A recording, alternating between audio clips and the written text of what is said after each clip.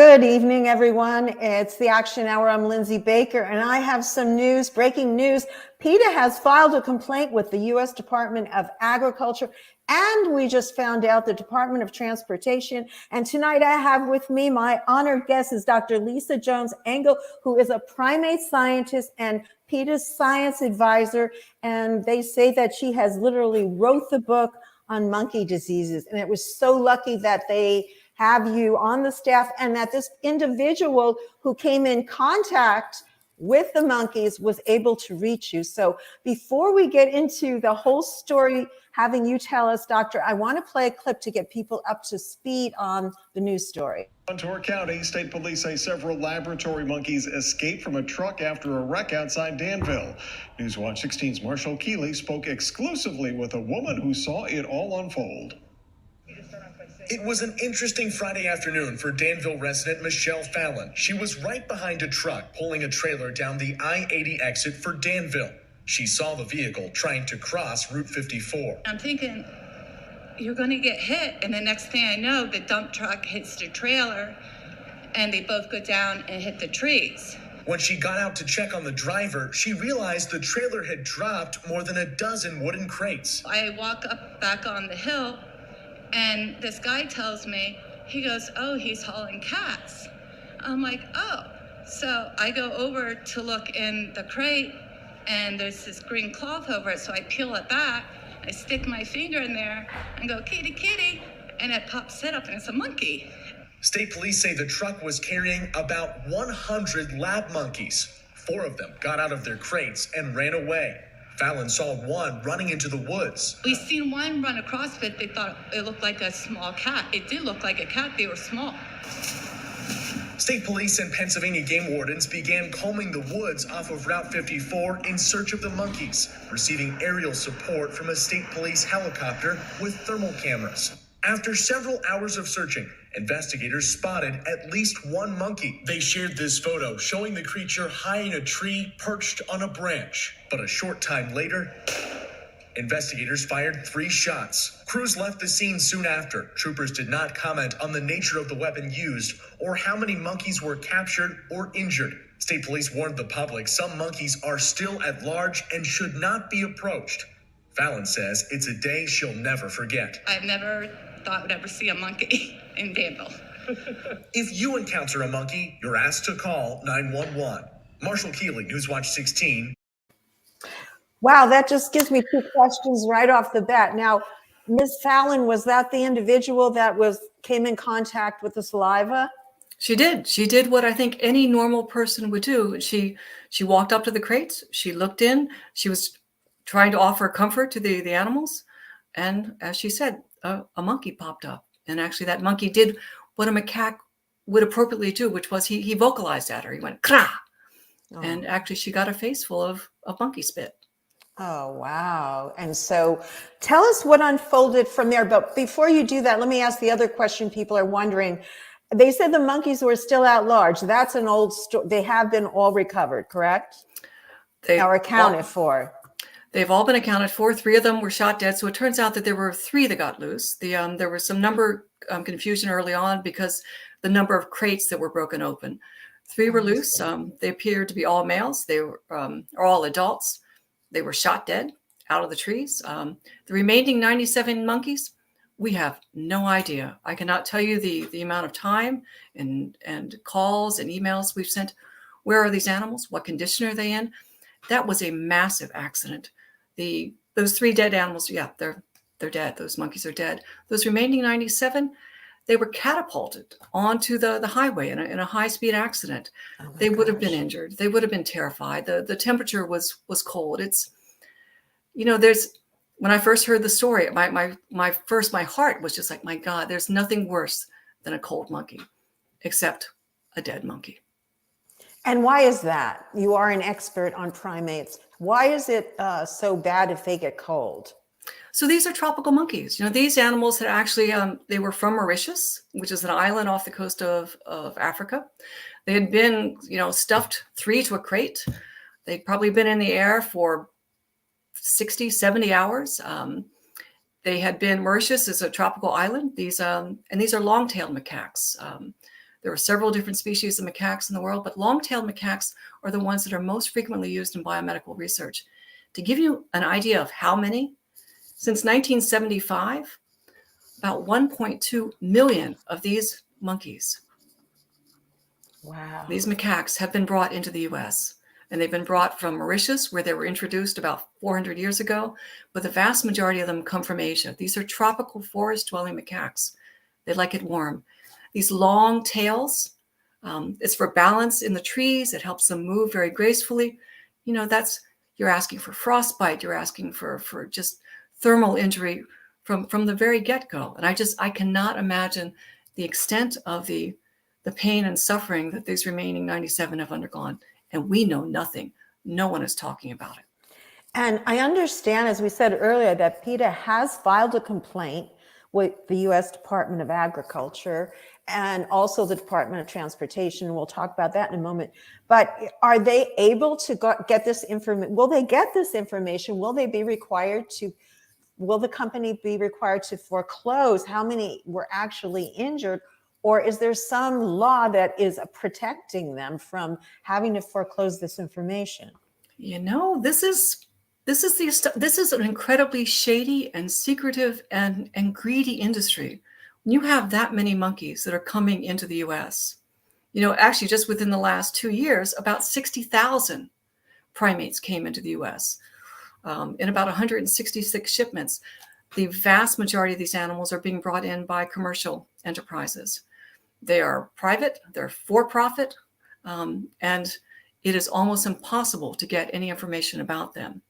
You would think, though, that the CDC, the Centers for Disease Control, which oversee the importation of these animals, because they understand this is a public health risk. When you're bringing animals in from wild animals that are not native to this country, they bring with them infectious diseases that are a threat to the public. And that's why there are quarantines that are required.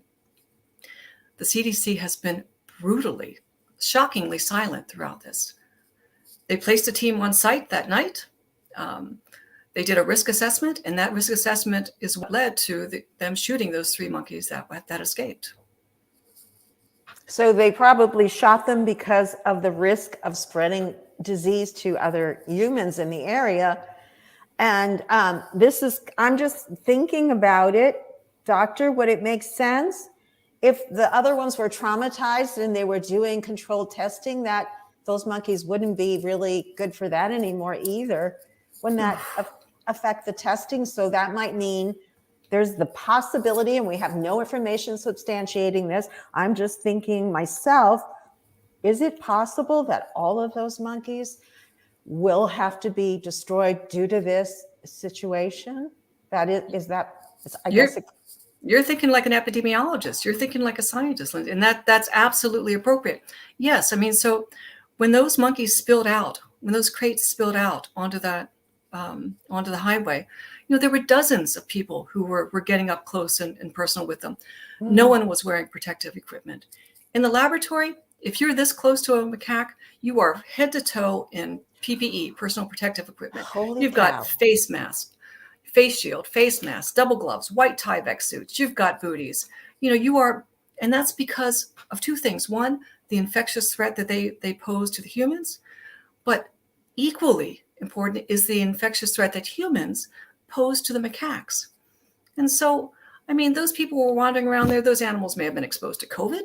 They may have been exposed to any kind of respiratory viruses that were going on around, influenza. And you got to the point, you know, a model is only as good as it is well characterized. And the problem with monkeys in particular is that we don't often know what is in these animals. We don't know what they're coming over with. We have some idea. You know, they brought things like Ebola-like viruses. They come in with tuberculosis. They come in with simian hemorrhagic fever. They come in with measles. They come in with all kinds of gastrointestinal parasites, all things that the CDC knows are a threat to human health, and also infections, unintended infections that scientists know can really throw off and lead to very misleading results in their studies. And that's a critical point here. And I do just have to jump in and invite the CDC on, or any representative, to come on and dialogue and give their side of the story. We have to do that. So we want to invite them on, or anyone that we will be naming or involved in this that would like to come on. Unchained TV welcomes them on. So we want to say that. Yeah, this is really unfolding in my mind. As you're telling me this, it seemed like of course, a huge tragedy. And my first thoughts were these animals, you know, in situations like this. I've been covering stories like this for a while, doing activism, et cetera, for 6 or 7 years. And I know in many of the cases of where animals have been abused or they're involved in violent crimes, they are always destroyed. So the animals always, ultimately, the animals that are involved in these kinds of things with humans, they're destroyed as a rule of thumb. So that's where my mind went first. But now you've uncovered a whole other layer for me of just incredible, hazard potential to humans that I didn't even realize was there. And this is really crazy. And we need people to know about this. We do. We absolutely do. What are some things people can do right now? I guess is there any contact that we can put up and invite people that are concerned or want to ask questions? Who should they contact in the government? Well, certainly the USDA asking these questions of the regulators. And so this industry is regulated, and often the animal biomedical community will go to great pains to say, we have so much oversight. However, I think this situation in particular has really literally ripped the lid off of the lack of adequate and transparent oversight on this. As I mentioned earlier, it's quiet. You know, we've been asking questions. Michelle Fallon, who was exposed, the first responders. So Michelle got a face full of monkey spittle. There was monkey feces and monkey urine that was everywhere on the site, and people were tromping through it. The folks involved sent letters out saying, hey, you need to be aware. You need to be looking out for these types of potential, if you develop headaches, fever, vomiting, a whole series of things, you need to immediately reach out to your physician. But trying to get any further answers from those folks, it's been a dead end, an absolute dead wall, a brick wall. They're afraid. Yeah, I can see that. How many, if you have any idea, how many of these kinds of shipments go through this process a year? Do you have any idea, like how many shipments of monkeys might come into the U.S.? I do, unfortunately, and it is a lot more than I had any understanding of. So between in 2019, 2020, and the first couple of months of 2021, about 70,000 monkeys came into this country. 70,000. 70,000? 70,000. And that was about 300 shipments, airlines. Now, so PETA and the animal rights community has been so strong in reaching out to the airlines that fly these animals, because again, remember, these monkeys are naturally found in Asia, and there's an introduced population in Mauritius. But the only way that they get here to the US or they get into Europe is via an airplane. And so by working very hard and targeting the airlines and saying, really, you shouldn't be doing this.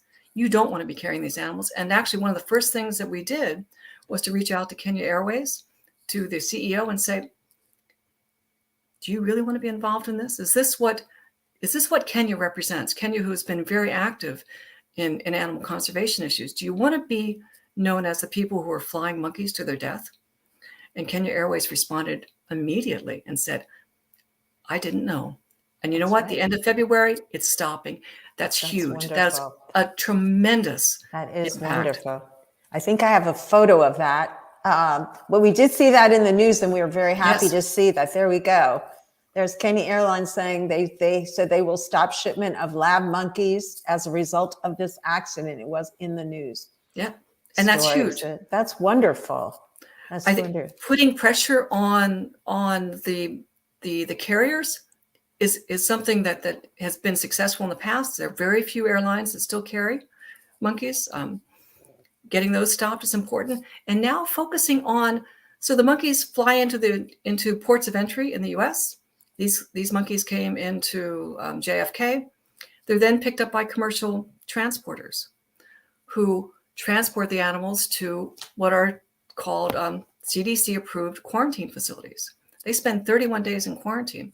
But again, from point A to point B, there are commercial companies that are moving those animals, targeting those companies, saying, really? Is this what you want to be doing?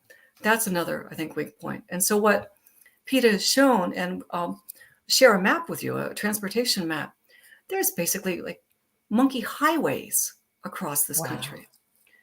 We've been looking at the certificates of veterinary inspection, which are required. Every time you put a monkey in a truck from point A to point B, that monkey has to come with a certificate.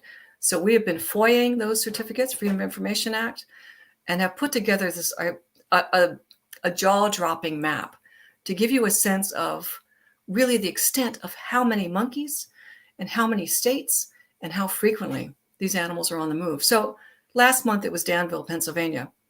Next week, it could be any town that this could happen in.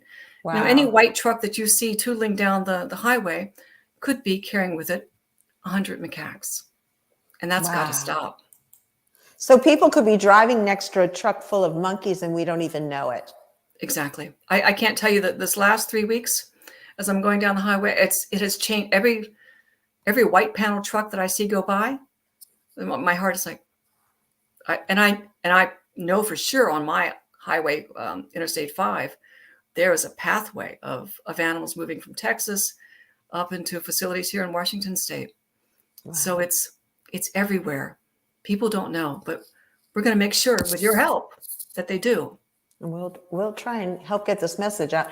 I do want to show this video that shows the different monkeys, and then maybe you could talk about it. And also when we come back from this, I want to talk about the amount of time they spend enclosed because of that. I guess it's because of the risk of disease. They have to be kept in an enclosed container. How many hours they spend? Over 36 hours from what I counted and what I did, but you can speak to it more succinctly. Let's watch this though about monkeys.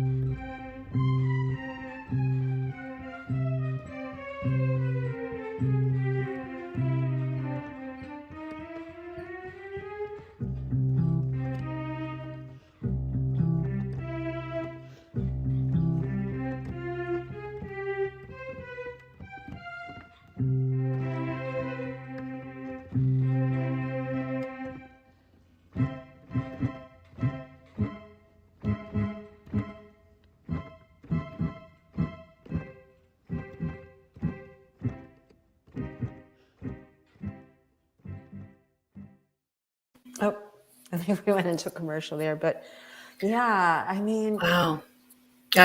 Careful. I could talk for a long time about monkeys, about primates in general. So there were 8 different species that we saw there. Everything from the New World monkeys, that really tiny pygmy marmoset. Those are found in Central and South America. Then the Asian and African macaques, those leaf monkeys, the big mandrill, some of the biggest monkeys that are out there. There was a gibbon that was in there. But the ones who are exploited most are the macaques. And that was those were the second ones we saw, those monkeys who came straight up into the camera. And that is such a macaque thing to do. You know, macaques they're the best. They truly are. They're the most, they have the widest geographic distribution of any other non-human primate. Actually, only humans have a greater distribution globally than they do. They're brilliant at understanding us. They're ecologically flexible. They're adaptable. They read us. And because they do that, the irony is that because they can occupy spaces with us, that makes them really visible. And that has made them a target for the biomedical community. And so that's why these macaques in particular represent the bulk of the animals. They are the simian backbone of biomedical research, and they have paid an extraordinary price because these are highly social animals. They live in groups of anywhere from 30 to 50 individuals. The adults are fiercely protective of the infants and juveniles. They have hierarchies, they're social, they're interactive. I have to just jump in here with a little, it's not funny, but it's really ironic, the story on Nat Geo, where I guess this one person, they took a monkey out of a community, these two scientists, to help save him because he was sick and he was going to spread it. The rest of the whole surrounded the house, and they were ready to fight like you would see a tribe or a herd. It was just so incredible, and they were scared. I would yes, be. You should be. And that's, it's macaques will do anything to protect their troop members.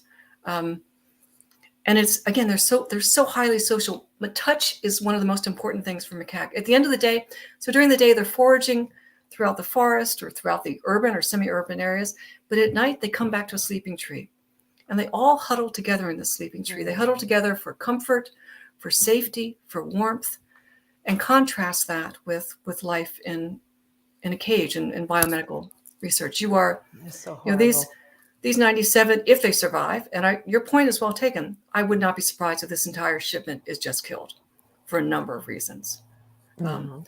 But we don't know for sure, and we want to we don't explain. We don't know what's going to happen. Absolutely to don't them. know. And that We was do just not know. conjecture, but it is just, you're right. Yeah. But they've had exposures, and they've, their quarantine has been broken in many ways. Normally it's a closed system from getting on the plane in the facility that they leave from in Africa or Asia, and then coming into the facility where they go into quarantine in this country. That didn't happen here. There were a lot of unintended exposures. But regardless, once those animals go into biomedical medicine, they're spending their lives in a metal cage, the vast majority by themselves. That cage is about the size of your lower kitchen cabinet. oh my gosh. They're getting monkey biscuits, which are, little cookies every day. Same thing, day after day. Their enrichment might be a piece of cucumber one day, or, a Kong toy will sit in their cage. It's to take something that is so insightful, so watchful, so engaged with themselves and with other primates, and to condemn them to that life. You destroy their minds, you destroy their bodies, you destroy their immune system, and you render them irrelevant, misleading, inappropriate as biomedical models. And so is there any wonder that, despite 1 million plus macaques coming into this country being brought in for biomedical research, and promises of HIV vaccines or malaria vaccines or TB vaccines, all built on the backs of these animals, we don't have them. And that's because it doesn't work when you do the things that we do to these monkeys. That's incredible. And that's the next question. I have two questions. I'm going to start with the second one. After they've been in the labs, are they typically destroyed? Of course, you have no way of knowing what goes on in labs, but is that the typical process after they've been used? Really, they destroy them? Well, so we do have a way of knowing what goes on in the labs, because I spent 20 years as a primate biomedical scientist in these labs before realizing that, the science and the welfare were so utterly so you made confounded. a switch over. How did that all come about? Can you talk about that for a moment? Again, I literally grew up in the primate biomedical community. I was in since the 1980s. And my first, so young. Yeah, thank you. But my first mentor said to me, if we're going to be using primates in biomedical research, we owe them the highest levels of welfare, and we need to make sure the science is the best. And as I moved from primate center to primate center to the one where I was in for 17 years and then left, it became clear to me that we were failing. The welfare was failing, the science was failing, and there was no way that I could in any way justify continuing to be part of that system. And, for years, The animal rights community, PETA in particular, was seen as just a bunch of, those folks didn't know anything about science. They didn't know anything about monkeys. When PETA approached me after I resigned my position at my university, and they approached me, and these women are whip smart. I think that if the biomedical community understood how incredibly focused and intelligent and rigorous and scientific the animal rights community is, they would just throw up their hands right now and say, you know what, we can't maintain this lie anymore. But to answer your first question, no, they do not leave those cages alive. They do not leave those facilities alive. There is no happy ending for those macaques. It's typically the ones that come over, like the long tails that go into big pharma. They're dead within 6 months. Wow. The other They're lucky macaques, probably to be dead in 6 months. You know what? We don't know what tests they're running, but it Yeah, it's the conditions. Again, I cannot stress enough how destructive being in captivity is for these animals. What it does, how it just changes everything about them. It changes who they are. It changes their immune system. It changes, and on top of that, these guys are coming in with all kinds of unintended infections, or they're picking up in our own country unintended infections that are just completely throwing everything off in the science. And then that's not good for humans because that's why we're not getting the results that we're looking for. Exactly. Precisely. Monkeys are not the pathway to human health. There's so many better reasons or better ways. What would be a better way to do it? Could you talk about that for a moment? As horrific as this pandemic has been, for animal research, that's a tiny little bit of silver lining, because it has really shown, particularly for monkeys, how irrelevant and misleading the research is.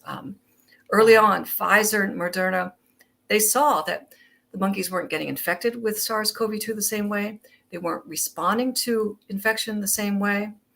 The virus was mutating in the animals completely. And people were and the pharma, the industry said, this is crazy. We're not going to waste our money and our time on these monkey models that aren't giving us the correct answers. We're going straight into human research. And so they did. So very few monkeys were used to get the Pfizer, the Moderna, and the Johnson & Johnson vaccine into our arms. That's good to know. Yeah, but still, this massive industry of biomedical research continues to scream and shout from the trees, we need more monkeys. We have a monkey shortage. And that's just not true. Is it because there's a reluctance to switch over to doing the other type of modeling because of the cost of totally redoing and redoing the lab? So a lot of it has to do with that. A lot of it is just, the folks stubbornness. Yeah, it's stubbornness, and this is the way we've always done it. I speak of them as these aging alpha males in biomedical research, and a handful of alpha females, who have just refused. This is the way they've done it. This is the way we've always done it, and I'm not going to change. But there's hope, because we're seeing a new generation of scientists come up, and these scientists are recognizing that animal models, monkey, mouse, beagle, that's not the way forward. But artificial intelligence, synthetic tissues, the 3D organs on a chip, that is going to just it's a huge game changer for all of this. It is. The science is there, and we just need to get these folks who have been they've been milking the taxpayer gravy train through billions and billions of dollars from NIH for decades. And that's hard to get them to stop, but I think the truth is coming out. And yes. The thing is that our viewers, we're having many, many comments here. And we want to thank all our viewers. Please spread the word here. Yes. Neil Russell Neil says that is really cruel. Tina Walker comments, poor babies. Tom Vincel, one of our friends, we just want to say hi, Tom. Thank you. Sounds like the beginning of a horror movie. Yes, it indeed does sound like a horror movie. So folks, what you can do. Yes, no wonder Mother Earth is pissed. Good comment there. But what you folks can do is share out this video, get this out to as many people as possible. People are going to usually come up with a comment, oh, well, what do you want? Humans? We need to save humans. But what most people don't realize is these tests do not work on the same. They are still not the same as humans. They are a different species, right? I mean, I'm not a scientist, exactly. No, but I know exactly. I'm not a monkey either. I know I'm not going to mate with a monkey. You know, it's like two completely different species, of course. You know, and this, I want to go back to something that Tom Vassell said about threatened and endangered. But before you can do that, you know, about 10 years ago, the NIH said, we're not going to use chimpanzees, our closest relatives, because the results we're getting from them are not panning out. Macaques, we haven't shared a common ancestor with macaques for 24 million years. Wow. You know, it didn't work in chimpanzees. It's certainly not working in macaques. You know, now they're going for marmosets. Marmosets are the new monkey model. They're like the new hot monkey. Yeah. You know why? Because they're little. You know, they're cheap. You can keep them in smaller cages. You know, it's easier. You know, people aren't making as much noise about them. But marmosets, we haven't shared a common ancestor for marmosets for 35 million years. It's crazy. This is just terrible. And well, hopefully now that PETA is doing this wonderful work that you always do. Thank you. I think this is going to make a difference, us helping get the word out. All of the viewers, please share this. This is a kind of story that everybody, when people heard monkeys, they all came to see what was going on, which wasn't a good idea, because we have such a visceral reaction to monkeys. We know they're a close relative. Yes. We know they're sentient. We know they feel. And how could we do this to them? It's just horrible. The mere fact that it's kept so hidden shows that people know that this is wrong. Exactly. And so the monkeys are coming to the US and they're dying. But what's happening in Asia is that the forests are becoming devoid of these monkeys.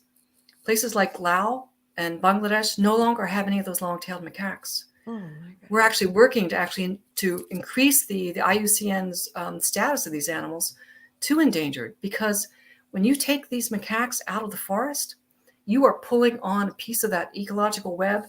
And I guarantee you, yes, Mother Nature, she's going to extract a price for that. Yes, and we've had several experts on that have stated just that, whether we were talking about elephants or tule elk or wolves. They're every animal. Wolves can change rivers. We have a documentary that we talked about on that. Each animal is essential to the ecosystem. Yes. We talk about that a lot. So we as humans know that. Well, maybe not enough humans know that. They think, some humans don't understand yet that they think animals are expendable, and they're not expendable. That is going to come at a great risk and cost to your welfare, you, the general public, and more so visit on your children, which is horrific to think of. Yeah, you summed it up there perfectly. These monkeys are they're not the way forward. They truly aren't. And the path that they take to get here is one of the most horrific things that you could possibly imagine. We didn't even begin to talk about what it takes to get them into that box in the first place. We still have a little more time. We're into about a half hour. If you want to talk about that, we've gone more than we thought we would, but I knew we'd go on from there. But why don't you talk about that a little bit, the journey? So it's money. Again, we talk about this being a multi-billion-dollar industry once we hit the US, but the monkeys are the tokens. You know, the experiments happen on the monkeys, and in order to get that, you need the monkeys. And the way that you get the monkeys is you go into the forest. You can go up to their sleeping tree. You can cut all the other trees around down. You then drop nets at the bottom of that. And remember your story. Those monkeys will fight to the death to protect their infants and their youngsters. And many of them do die.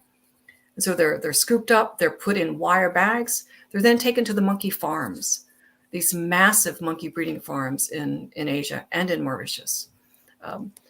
The stress of capture, the stress of being exposed to all the pathogens that the humans carry with them at that time, the monkeys start dying there. The ones that survive, the females become forced breeding machines. You know, they're just, Ugh. they've got males in there. You've got a bunch of females and a male. They're like, give me those infants, pop those infants out.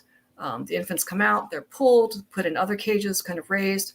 And then, you know, at harvest time, they're kind of scooped up, put into very similar to the boxes that we saw, trucked off to the local airport, put onto a plane, you know, 16,000 kilometers from Mauritius to JFK. The amount for every, you know, I talked about 1.2 million macaques coming in since 1975.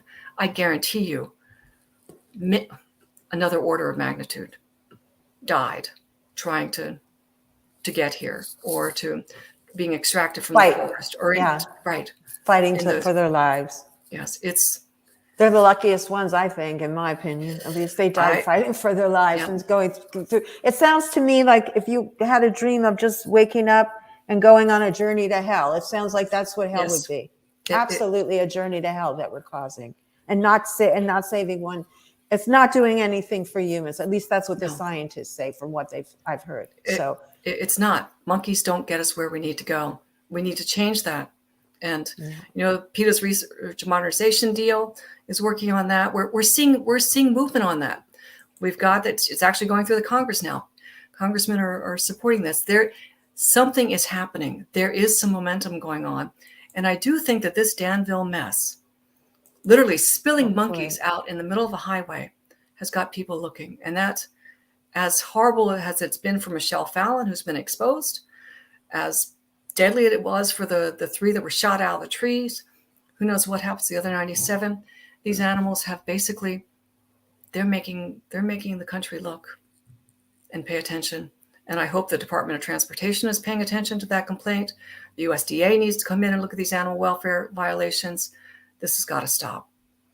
Well, I think that people like yourself will continue with this. This is not going to be just dropped. It's not going to go away. This needs to go on, and the word needs to get out there, and so forth. And we would love for you to come back and talk to us and tell us as things progress, keep us informed. Absolutely. Is there anything else that you would like to share with our audience tonight? Anything that we haven't covered that might be important for people to know? You know, I think that your audience knows about primates. They know that they're sentient beings. They know that every one of these animals, these 100, they have their own identities, their own personalities. And I think that, you know, we see one of the things that we're really working at, whether we're focusing on the importation issues, the transportation issues, the animals that are in specific laboratories undergoing specific with certain investigators, understanding that every one of these animals has a story. Every one of these monkeys is a person. And getting the investigators, the experimenters, to realize that, holding the regulatory agencies accountable, holding our government accountable, reaching out, writing to your senators, your congresspeople, your local authorities. That's what gets the noise. That's what gets the momentum going. And you know, PETA.org, we've got several petitions going on about this and about these primates that are being used. That's wonderful. What we will do as soon as we finish the show, I will ask you to provide me with that link, and I will put it on the top of the broadcast so people can click on it and then just take action. And I'll be the first one there clicking and taking action. Wonderful. Thank you. Thank you, Dr. Lisa, for coming on. It's been so wonderful. I hope you felt a little more comfortable sharing the screen. I think you would have done great. I'm going to give my audience one quick. There you go. Isn't she beautiful? You're very She's just gorgeous. She's just gorgeous. Now put the macaques back up there. You want to see something really gorgeous. Put a female pigtail macaque up there. Or male pigtail macaque. I'd love to. Which one is that? This one? Well, that's a little fascicularis. That was one of the ones who got, or the same species that got spilled out into things. But look at this face. Look at that mouth, those eyes, that hair, those ears.